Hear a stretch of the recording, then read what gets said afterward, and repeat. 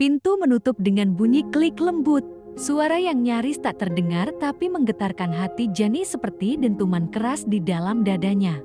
Ia masih berdiri di sana, membeku, matanya tak lepas dari daun pintu yang kini sunyi.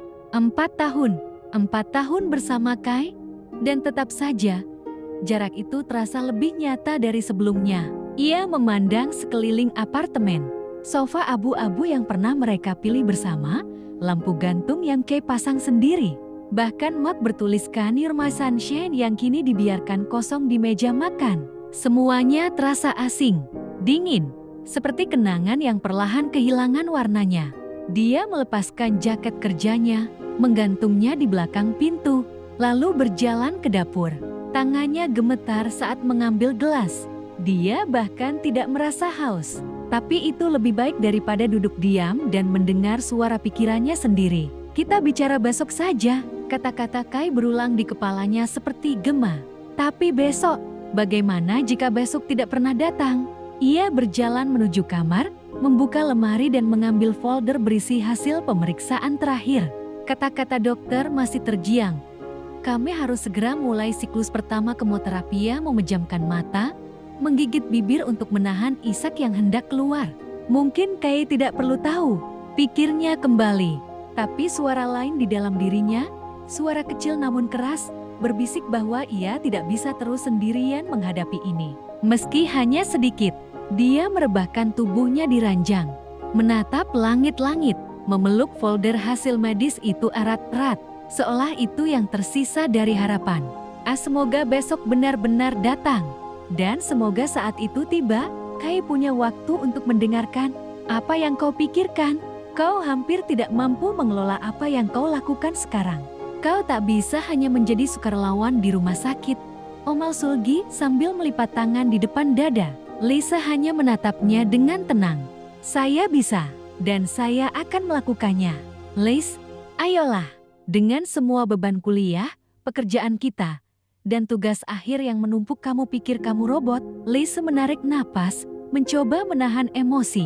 Perlu saya ingatkan, Sulgi, aku pernah melakukan semua itu dan merawat ibuku yang sekarat dulu. Saat semua orang sudah menyerah, aku tetap ada di sisinya. Aku sanggup saat itu, dan aku sanggup sekarang. Sulgi mengerutkan kening. Dulu kamu punya aku, Liz, aku ikut membantumu, aku rela begadang, masak, bersihin rumah, bantu ke kampus. Tapi sekarang, kita nggak dalam posisi itu lagi. Liz berdiri dan berjalan ke jendela, memandangi jalanan luar yang mulai redup. Lalu berkata pelan, aku nggak meminta bantuanmu, Sulgi. Aku cuma butuh kau nggak menghalangi aku. Kamu akan kelelahan, dan aku tahu kamu. Kalau kamu lelah, kamu akan menutup diri. Dan kamu bukan tipe yang gampang minta tolong. Dan kamu bukan tipe yang gampang menerima keputusan orang lain, kata Liz sambil menoleh, setengah tersenyum. Apa yang aku lakukan dengan waktu luangku, itu urusanku.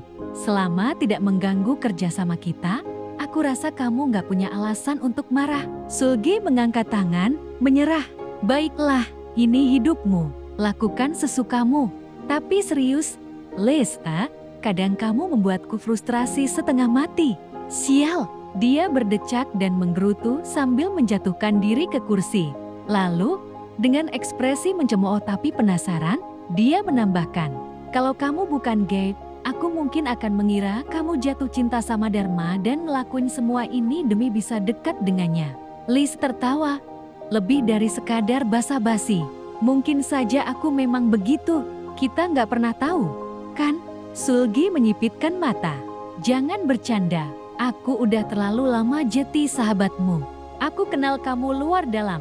Aku bahkan bisa nebak kamu lagi galau sebelum kamu sadar kamu galau. Liz menunduk, membiarkan senyum itu memudar sedikit. Aku cuma lagi nyari cara buat sembuh. Dan kamu pikir rumah sakit itu jawabannya?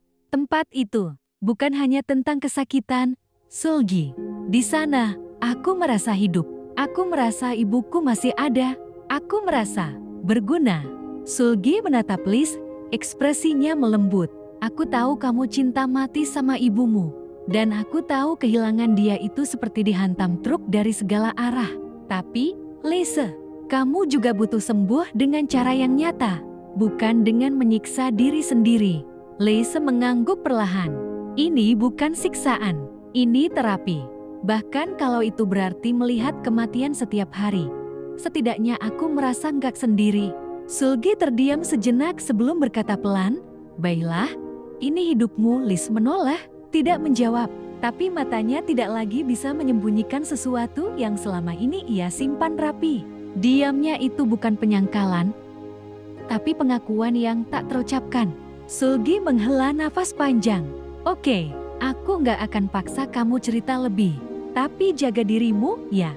Lis tersenyum, kali ini dengan rasa terima kasih. "Kamu memang sahabat paling menyebalkan, tapi paling setia. Ayo kembali kerja," ucap Sulgi.